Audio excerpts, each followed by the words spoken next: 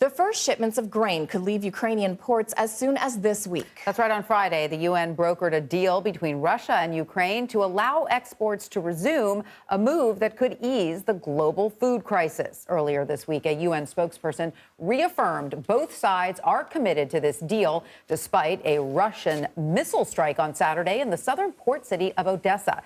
The agreement is expected to allow safe passage for grain shipments in and out of Ukrainian ports. Meanwhile, Russia is expected to further cut natural gas supplies to Europe. They are already operating at 20% of normal capacity. The Kremlin claims the cuts are because of maintenance issues and Western sanctions. The EU accuses Russia of energy blackmail. For more on this, let's bring in Professor of International Affairs at the New School, Nina Khrushcheva. She's also the granddaughter of former Soviet Premier Nikita Khrushchev. Nina, thank you so much for being with us. As we mentioned, Russian missiles hit Odessa one day after this Ukrainian export deal was signed. Now, the UN claims both sides are still committed to the deal. Do you believe Russia will uphold its end, or has the diplomacy just been a show?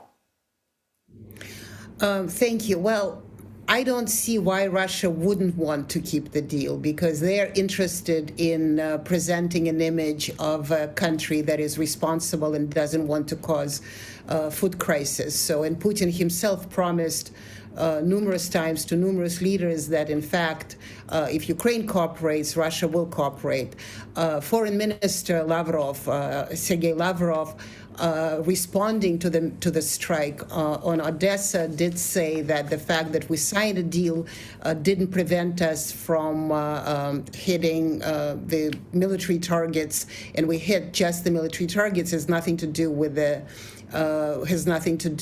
the other operational parts that could be responsible for the grain deal. We will see, because obviously when the grain is leaving and food products are leaving, and at the same time there's strikes somewhere else in the port, that's really not a good way of keeping the promise. But I do think that at this point the Russians are very much interested in having a face of somebody who does not want to cause or be responsible for the food crisis, being accused of that.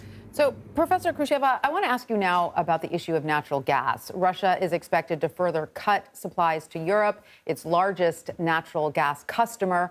What does Moscow gain by doing this? Because, of course, it's losing that customer.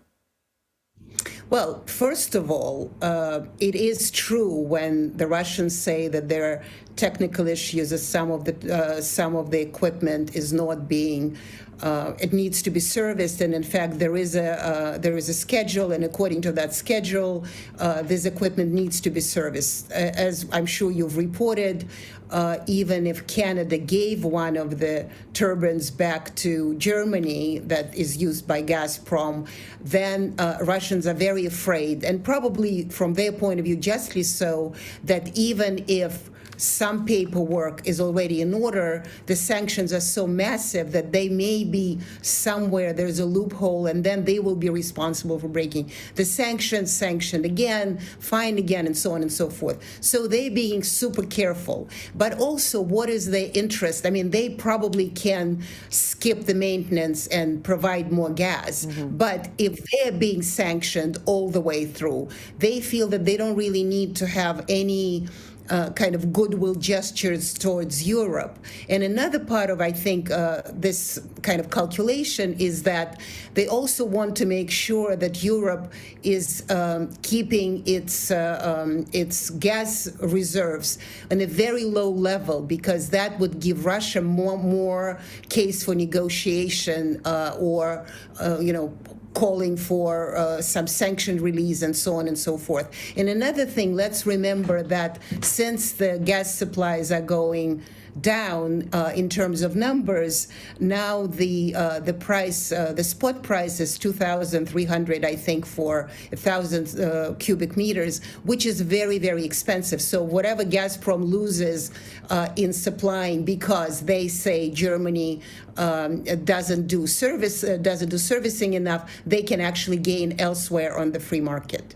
And so, speaking of the free market, where can Russia turn to export this energy that it's not now sending to the EU? And do you think that'll be enough to make up the losses from Europe. How is Russia managing the financial aspect of this? Because if they're exporting to places in South America, Venezuela, Iran, you have to deal with transportation problems, which they didn't have to deal with pipelines, right? Right. Well, I'm not an economist, so I'm really the wrong person to ask about this. However, they've been precisely because there's such a gas crisis, oil crisis, whatever crisis, really, and we've seen it because Russia actually increased its profits from oil and gas sector precisely because being sanctioned in those markets, it was able to sell its products probably with more complexities. Logistics is probably hell for them and more expensive, but also the prices are giant, and therefore ultimately it does seem that Russia is at a gain rather than at a loss nonetheless. Right. But it also, because it's sanctioned so much, it also is a lesson to Europe: don't deal with us indiscriminately. Professor Nina Khrushcheva in Moscow, thank you so much for joining us. We appreciate your insight.